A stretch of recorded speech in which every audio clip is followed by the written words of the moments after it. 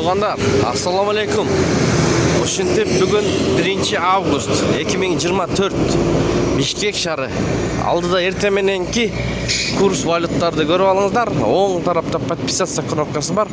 Ошону басып бизге катталып элек болсоңуздар, катталып кетиңиздер. Анда эмесе чогуу көрмөкчүбүз. Ой пикирлерди калтырыңыздар. Комментарий ачык туғандар. Кеттик анда эмесе. Кут акча алмаштыруу жайында доллар 83 сом 90 тыйын, евро 90 тыйын, рубль 0,963, 0,96,3 тыйын өйдөрөп калыптыр. Казына доллар 83 сом 90 тыйын, рубль 0,963. Интер доллар 83 сом 90 тыйын, рубль 96 тыйын, саты 97,5 тыйын, фунт 105.